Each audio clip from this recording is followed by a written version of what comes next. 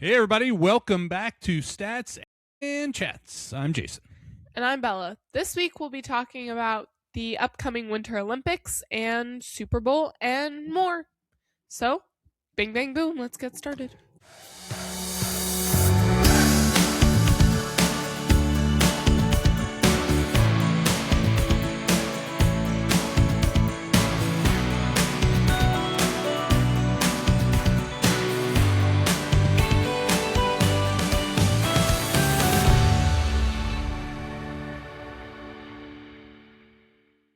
What a week. What a week. What a week. This is one of those weeks on the calendar that we look forward to. So, Super Bowl 60, just a few days away. Start of the Olympics, just a couple days away. And, dude, we're still thawing out. Yeah, We're still thawing out here in Florida. It's been chilly. Holy cow. So, dad and daughter weekend last weekend. Everybody survived. So, it's a win. Barely. Talk about stat. Actually, I have a fun fact. I have a number of the week first. Okay, what's your number of the week? 127.7 million. You know what that is? No, Want to but guess? I'm guessing that you'll tell me. Is the number of average viewers during the Super Bowl last year. 0.7 million. That's a lot of people. It's a lot of people. The most watched sporting event in the world every year is the Super Bowl. So anyway, speaking of stats, 24 degrees. Yes. That was Saturday's low. It set the record for the coldest February 1st since 1936. 1936. It was a wind chill of 13 degrees. What did we do? Went to Universal. And how was it? Cold. Not really, actually. It was pretty nice in the sun. But it was great. We rode Velocicoaster. And it was amazing. And I love that ride. It's my favorite ride ever. So nobody died. No. That's how we measure success on that ride. Shout out to Nina and Troy for helping us get there. Most appreciated. So that was fun. And what did we do on... that was Sunday, right? That was Sunday. Yes. Yes. Which was February 1st. Yes. Saturday, movie marathon day. Yes. All right. So which one was your favorite? Wait, which ones did we watch again? The Notebook, the International Assassin one, Game Plan. What was yours? Social Network. I think I would have to pick the International Assassin one. Really? Yeah, it was funny. It was way funnier than I thought it was. And complicated. It wasn't complicated. Well, I didn't think it was complicated. They thought it was complicated. There were layers. No, it made sense actually to me. Okay. I really liked it. And then Game Plan I feel like I can't put in the ranks because kind of wish we hadn't watched it. You can hate. I'm not hating. I'm just it kind of been there, done that several times. Well, but it's cute. It was fine. It was cute. It was fun. But yeah, so that one I feel like I can't really rank because I'd watched it before, but then I would probably I don't know. I like The Notebook, but I think it's so overhyped that it just kind of ruined it for me. It was good, but it wasn't worth the hype good. So, yeah. I don't know. I feel like that kind of ruined it for me. I actually really liked your movie. It was really interesting. It just was not the vibe. No, it wasn't the right vibe for the day. No. But it is very interesting. But it was right? interesting. Yeah. So I'll give you that. It's crazy. All started because of a girl. Yeah, for real. Not the first time. Nope. Not the first time. All right. So, yeah, we survived. And now it is time to focus on the huge weekend ahead. Yes. Let's do it. Okay. All right. First, we're going to talk about Winter Olympics. We're going to talk about the Super Bowl. We're going to make our official predictions, including scores. And then we got a little fun stuff before we wrap it up. Let's do this. Let's do it. All right. Winter Olympics. Milano Cortina 2026 starts opening ceremonies Friday, February 6th. 3,500 athletes from 93 countries competing for 195 medals across 16 different sports. Games run from the 6th through the 22nd across 3 Italian regions, the most spread out winter games ever. Over 250 miles between the cool. furthest points. Pretty cool, right? I know. I like that little dance. I know. I know. Opening ceremony will actually be held simultaneously in Milan and Cortina. First time ever. Features Mariah Carey, Andrea Bocelli, and 1,300 cast members. I'm confused. What do you mean they hold it at the same time? It's going to be happening simultaneously. So it's like in 2 different places. 2 different places. At the same time. At the same time.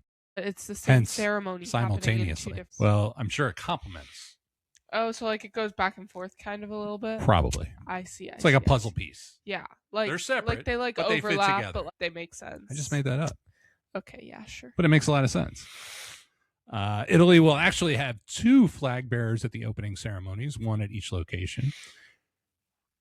Interesting fact, this is also the most gender balanced winter games ever, with 47% of the athletes being women and a record 50 total women's events. And finally, the NHL is back, returning to the Winter Olympics for the first time since Sochi 2014. And one more note, SkiMo, ski mountaineering, makes its Olympic debut with men's, women's, and mixed relay sprint events. So many events, right? Yes. Which ones are you most excited about? Okay, so obviously hockey, but like who isn't? So I picked like 3 other ones that aren't hockey. Okay. So first one I picked is skeleton.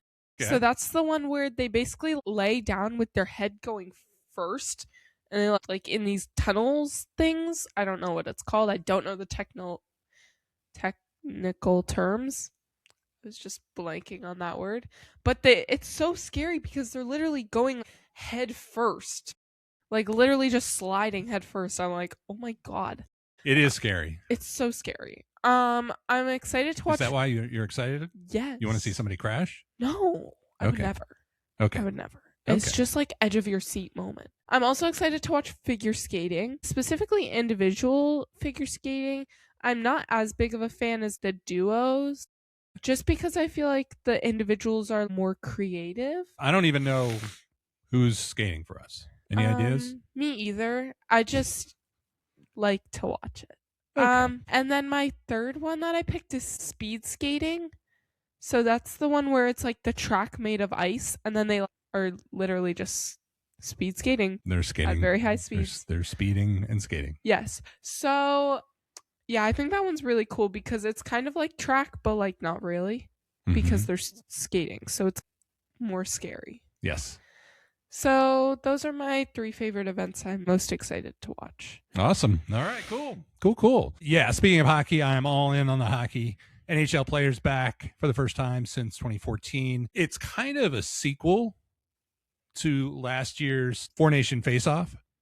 Yeah. Right? And we know the ratings, we know the competition. Came down to the U.S. and Canada in the final. It was just after tariffs were announced last year, so there was a lot of tension between the 2 countries, and it kind of spilled over onto the ice a little bit. And sure enough, Team Canada beat the U.S. 3-2 in overtime. So we'll see what happens. That said, the U.S. men last medaled in 2010, so it has been a long time. They won a silver in Vancouver, but before that, they've won gold only twice, 1960 and 1980. And last year it was Finland that won the gold, Russia the silver, and Slovakia the bronze. So really curious and interested to see how hockey plays out, how the matchups play out with the NHL players back. I think the competition should be tremendous, and the U.S. should be competitive. So I think it'll be high drama. Not to be outdone, though, on the women's side, the U.S. and Canada have met in 6 out of the 7 last Olympic finals. 6-7. There it is. Dating back to 1998. Canada leads this run 4-2, including winning gold in 2022 in Beijing. So huge rivalry between the U.S. and Canada on the women's side, obviously. Consistent and only building. And then with the NHL players back, the men's side I think is going to be very, very interesting. The women's opener is actually Thursday at 10:40 a.m. Eastern time. And the men will start Thursday, February 12th is when they kick things off. So Cool beans. Hockey, number 1. Alpine skiing, number 2. Obviously, 2 huge storylines in skiing. The first one, Lindsey Vonn, which I think everybody who's paying any attention is aware of, came back and has fought her way back into competition with a partially replaced right knee, all the way up until this past weekend when she had a horrible spill and tore the ACL in her left knee. So as it stands as of today, she plans to compete in the downhill. She's got a brace. She has a torn, completely ruptured ACL, and it's crazy. It's absolutely crazy. A little bit of history. We've talked about Lindsey Vonn in the past and her comeback story. Her third ACL tear. That's so crazy. Fractured ankle, fractured knee, fractured humerus, microfractures in her forearm, torn LCL, 2 torn MCLs, and back dysfunction. So she is recovering from all of that to try to compete one more time. Her main focus is the women's downhill. It's this coming Sunday, February 8th. It's at Cortina, where she has 12 World Cup wins, more than any alpine skier in history. The other huge story in alpine skiing, though, is Mikaela Shiffrin. So she really is the GOAT. 108 World Cup wins, winningest alpine skier in history for the U.S., 71 slalom victories, most wins in a single discipline, either male or female, looking to become the first American alpine skier to win gold in 3 different Olympic Games. No other American skier has ever done it. 2014, 2018, and now 2026.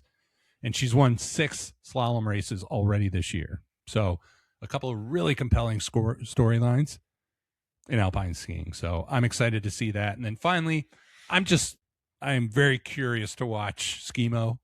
I read a little bit about it because I've never heard of it. I'm very curious. It's basically, so for those that don't know, basically a race where athletes climb up a mountain on their skis and then use skins on the bottom of their skis to grip as they climb up. They pull the skins and then they ski down. So there's sprint races and a mixed relay. The races generally give or take 3.5 minutes combined. It's a sport that's generally dominated by European teams. So the U.S. is kind of late to this party. But never even we do have a couple of athletes that qualified for the mixed relay, and we'll see how it goes. The debut is February 19th. So that's what I'm excited about. Cool beans. I never got to say who my athlete was.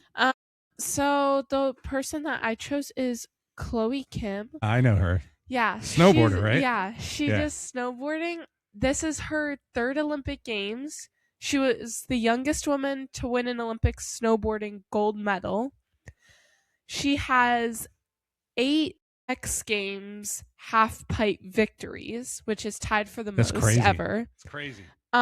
She actually, though, dislocated her shoulder less than a month ago. Is that right? Yeah. Man, all of our athletes. But she said she's good to go, but she's only going to be able to practice a couple days before the Olympics. But yeah, she's just like dominant all around. She is dominant. Yes. Yeah. That's exciting. I'm excited to watch her. Cool. So, yeah. All right. So are you actually going to watch some of this stuff? Oh, yeah. Because you've already shared your philosophy about clips versus events. Yeah. I feel like the Olympics are a little bit different just because, like, you have more options to pick from. Yeah. So you can just kind of pick whatever you feel like. Yep. So, yeah. Awesome. Okay, so moving into NFL, Super Bowl 60 preview, Patriots versus Seahawks. Before we get to that, though, we're going to talk about some final coaching moves. So, reports indicate that the Las Vegas Raiders are zeroing in on Seahawks offensive coordinator Clint Kubiak.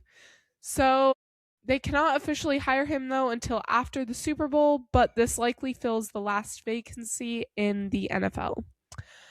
So, some Super Bowl basics. It's on Sunday, February 8th, located in Levi Stadium, Santa Clara, California. Analysts are projecting around 125 million viewers globally. This also is because of Bad Bunny's Super Bowl halftime show, obviously. It's expected to drive a massive spike in international viewers and younger viewers. So, one final thing before we get into it. Reports suggest that the Seahawks franchise may be put up for sale immediately following the game. My philosophy behind this is if they win, then they have a higher value, likely. So, yeah. So, some of the history behind this game. Seattle is chasing their second Super Bowl title in their fourth appearance. Their history is defined by their Super Bowl win against Peyton Manning's Broncos 43-8 to win Super Bowl 48, but they suffered a heartbreaking loss to the Patriots the very next year in Super Bowl 49, where they had a goal line interception. So the 1 yard line, they threw an interception, which is so sad.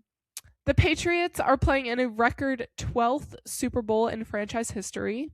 A win would give them their 7th NFL title, breaking a tie with the Steelers for the most Super Bowl wins ever by one team.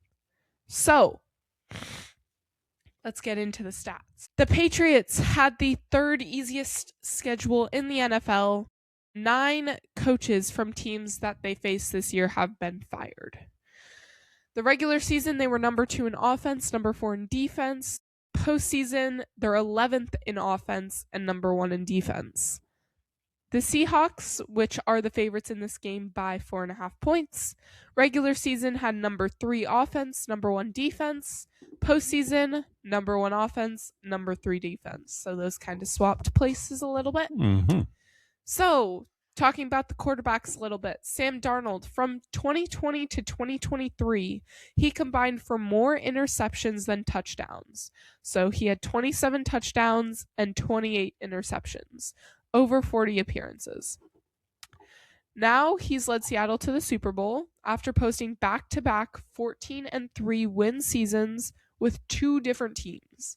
So, impressive. Basically, he's elite. Drake Maye is set to be the second youngest quarterback to ever start in a Super Bowl behind the one and only Dan Marino. So, who you think's gonna win? Oh, you ready? You want me to go first? All right. Here we go. So I'm looking at the Seahawks. I'm not done. Number 1 scoring defense in the NFL, led the league with allowing just 17.2 points per game, right? Held opponents to 16 or fewer points in 9 games, allowed only 3 touchdowns in 2 playoff games. JSN led the NFL in receiving yards and broke the Seahawks franchise record previously held by DK Metcalf. Sam Darnold, like you just talked about, back-to-back 14-3 seasons with 2 different teams, which is amazing. Pro Bowl player both years. And then finally, Mike Macdonald's defense is extraordinary, right? And he is a genius. He is actually going to be calling the defense during the game, even as the head coach. He's the youngest head coach in the NFL this year. When he was with the Ravens in 2023, his defense was the first ever to lead the NFL in points allowed, sacks, and takeaways in the same season. So there's no questioning Mike Macdonald's defensive chops, and he's going to be calling the plays on Sunday. However, the Patriots went from 4-13 to 14-3, which is tied for the best single season turnaround ever, including a 10-game win streak. Drake Maye, elite in his second year. 72% completion, NFL leading, 6th highest single season ever. 31 TDs, 8 interceptions, 482 scramble yards, which was second among all quarterbacks this year. 9 running yards with 9 TDs. And a dominant defense throughout the playoffs. Led the NFL with 64 sacks during the regular season. Only the 2000 Ravens allowed fewer points through 3 playoff wins before the Super Bowl. They allowed just 2 touchdowns total in 3 playoff games. But 13-0. That represents the number of Super Bowl years of experience that the Patriots coaches have compared to the Seahawks. Between playing and 6 rings, 10th Super Bowl as a coach, he is the most experienced offensive coordinator in the game. The Seahawks head coach and coordinators, a total of 0 Super Bowl appearances in any capacity. And finally, Andy Borregales. Do you know who that is? Who? That is the kicker for the Patriots. He is a rookie, hailing from the University of Miami. Had the only successful field goal in the AFC Championship game last week in the snow game, which they won by a field goal. Hit a 52-yard game winner versus Buffalo during the regular season with 15 seconds left. And has the longer field goal of the 2 kickers this season. So put all that together for both teams. The New England Patriots. I'm not a fan of this pick, by the way, but the New England Patriots are going home Super Bowl champions, winning 27. That is all. Well, I picked the Seahawks to win. All right, what's your score? 27-24. Ooh, higher scoring. Okay. Yes. 27-24. What's the difference maker? Sam Darnold averages 8.5 yards per pass attempt at a 67% completion rate. Yep. That's the difference maker. Sam Darnold, okay. Because let me tell you, Drake Maye can't do that. Ooh, okay. I love Drake Maye. I'm a big fan. And I love his wife too. And Michael. But he's just a little baby. I'm just a baby. Like, he's just a little baby. I mean, obviously I have like Seahawks defense only allows 17.2 points per game. They're favored by 4.5 points. They also have JSN, blah, blah, blah. Everything you just said, basically. So thanks for that. That's the difference maker, though. Sam Darnold. Yeah. Okay. So. The experienced quarterback. Makes sense. The coaches don't play the game. The coaches do not play the game. That's all I'm gonna say. All right. I feel like I think we should we wager? I'm underage. All right, we'll talk later. Yeah, for sure. I'm sure that there's like car washing or laundry or something that we could figure out. Car wash. My car does need a There you go. wash. So does mine. I'm not washing your car. Whatever. You're too picky. All right. So that's it. The lines are set. The lines are set. I'm so mad at you. Why? Because you used only stuff. I mean, there's out there. There's numbers out there. You didn't have the tenure. Out there. There's numbers out there. You didn't have the tenure of the coaches? Yeah. No, because the coaches don't play the game. It doesn't matter how good the coaches are. They're not the ones out on the field. You know what? I think it may very well come down to the quarterbacks. Sam Darnold, a little more poised, a little bit more experience, although not in the Super Bowl. Drake Maye and his legs. His ability to scramble and keep the Seattle Seahawks defensive front four on their toes a little bit.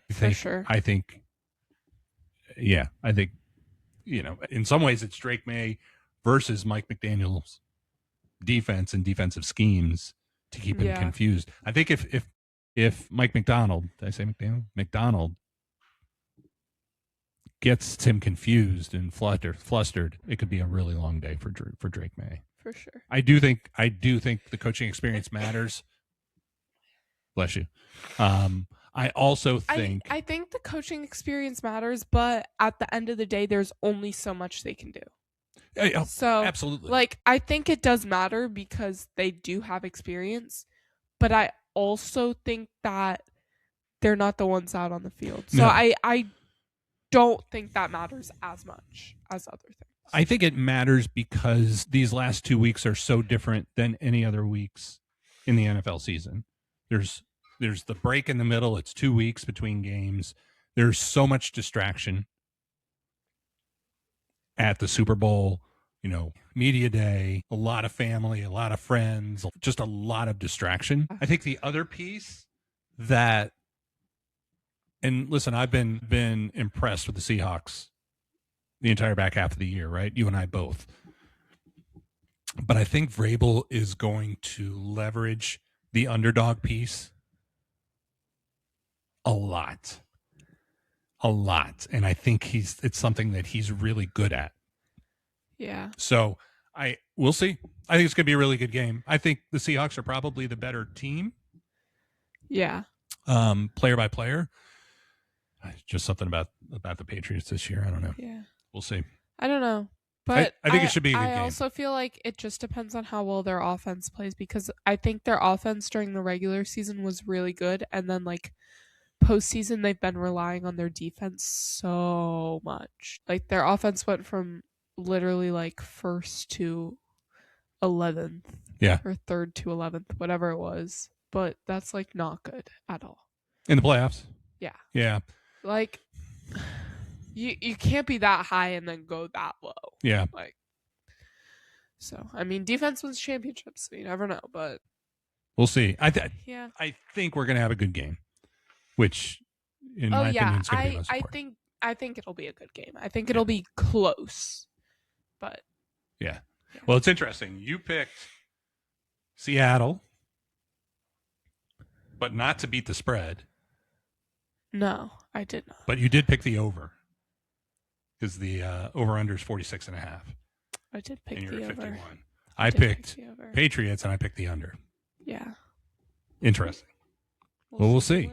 So, are you more excited about the commercials or about Bad Bunny? Okay. Here's my thoughts on this. Personally, I'm not the biggest like Bad Bunny fan. Obviously, I don't speak Spanish. I wish I did. But I don't. You're not learning? No. You're not learning for Sunday? No. So, and I don't really know any of the sign them. songs. You could sign the songs. Well, that's not how that works because Spanish has its own sign language. Spain has its own sign language. It's not ASL. Makes sense. It's a different. Yeah. Because it's not American. Yeah. Actually, I did a project today and I presented in front of the class on Danish sign language. Oh, yeah. I heard you talking about that. This is mom in Danish sign language. Nice. This is bread. Okay. This is water. Good to know. Hopefully everybody's watching. Yeah. Because then you can see. Fun signs. But yeah, I'm not like, I just don't know his music. I think he's a really good performer. I just don't know his music. And I also feel like the commercials are so funny. Like they're so random. So you're kind of more excited for the commercials? Yes. Really? Okay. Because I love the commercials. They're either like so like empowerment or it's like, what is going on this TV here? Like, have you seen any of them yet? It's like so dumb. Sometimes some of them are released a little bit ahead of time. I haven't seen any of them. I've seen a teaser for the new Dunkin' commercial with Ben Affleck, but not the whole commercial. Yeah, I haven't seen any of them. So, all right. Are you gonna watch Bad Bunny? Oh yeah, I mean I'll watch. Yeah. I just like. Are you excited he's performing? Yeah, I mean I think it's cool. It's good for the game. So yeah, and it like brings more people into football who might otherwise not watch it. So I think that's good. I just don't know his music, so it's like hard for me to be super excited about it because I can't sing along. And I'm also just like not the biggest like halftime performance person either. Like even like Rihanna, Usher, like I enjoy it, Yeah. but it's not like why I'm there. Like I'm not the person that watches the Super Bowl for the halftime performance. Sure. I mean, obviously I do this podcast on NFL for a living. Yeah. I mean, not for a living because I'm literally 16, but like, you get what I'm saying. Like, Yeah. I watch it for the game, not really like for the halftime performance. So You're there for the competition. Yeah. Not the entertainment. Yeah. Yeah. I'm there for both. I'll be dancing. Sure. Yeah. We'll be live Instagramming dancing during the halftime show. No, we will not. No, we will not. No, we will not. There'll be some dancing. I think there'll be some dancing. I'm sure. Anyway, I'm excited for both, but I am excited for Bad Bunny. I know his songs. I don't know what he's saying because I'm not fluent in Spanish either, but it doesn't matter. It's happy. It's going to be lit. Yeah. Yeah. Yeah. Okay. All right. He was the first, what was it? I think it was like Latin artist or foreign language artist to win the record of the year, right? To win the Yes. That's at so the Grammys. Cool. Yeah, at the Grammys I saw that. I was like, that's awesome. It was funny. The host was trying to get him to perform, but he's not allowed to because he's going to the Super Bowl to perform. Oh, yeah. So he couldn't perform because but Trevor Noah made him sing in his seat because he brought a band out. My God. It was great. It was fun. All right. Well, we'll see. Game's right around the corner. Exciting. It's like, no, I can't violate my contract. Yeah. Please. It was very funny. Please don't get me in trouble. It was very, very funny. And everybody was having a good time. Yeah. All right. So, opening ceremonies Friday, Super Bowl Sunday. Under the fun stuff, a couple cool things. First off, the Stadium Series traveled to Tampa last weekend, Sunday, February 1st, the record-breaking cold day. And it was actually awesome. So they played at Raymond James Stadium, 64,000 fans. It was completely sold out. Pirate ship was in action in the end zone, firing cannons. And the game was actually fantastic. Lightning came back down 5-1 to win 6-5 in a shootout. There was a goalie fight in the middle of the game. So Stadium Series, kind of a cool thing that the NHL does. And I think it has continued to get more and more popular. We were actually thinking about going, but sold out. So exciting to see a great game and a cool venue, especially in the cold. Yeah. They were really lucky it was like that cold. Yeah, exactly. It's like nice. Exactly. And then finally, just a shout out for anybody looking for a good sports show or documentary. Just wrapped up The Boys of 1980 Netflix hockey documentary about the Miracle on Ice team. Just dropped over the weekend. It featured never before seen footage of the games plus firsthand interviews with the players. They got the majority of the players together. It was so cool to watch some of those clips. I saw clips of it. It's so cool. Yeah, it was really, really, really cool. Al Michaels was a part of it as well and giving his perspective. So, and it was interesting. You and I were watching it together for a little bit last night. Even Hot Pod Mom was watching it with us as well. It's amazing how many people haven't seen that game. And aging myself, I remember watching those games, those Olympic games and those hockey games. How old were you? I was teenager? 11. I was 11. That's and 1980, the Olympics were must watch. There were only 4 channels, maybe 3.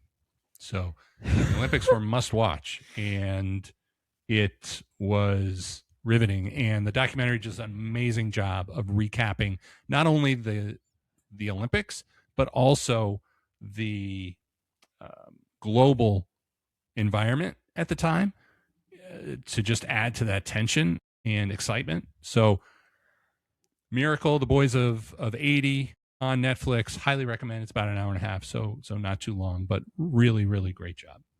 Yeah, it was good. Yeah, good stuff. Cool beans. Want to take us home? Yep. Be sure to follow on Instagram, Threads, YouTube, listen on Spotify, Apple Podcasts, watch on YouTube, which if you're hearing this, you're probably already doing one of those 3. Tell your friends, leave a like, comment, any feedback. We love to hear it. All good things, all good things. I think that's it. Listen, Thank you for listening to All Things Sports and Life with us this Sunday. Super Bowl, we'll be watching. You'll probably be watching. We'll be on Threads. So if you want to keep up. We'll be on Threads. If you want to keep up with us, we'll be giving some feedback throughout the course of the game, and excited to be back next week for our recap and see who won the bet. So thanks for listening, everybody. Bye.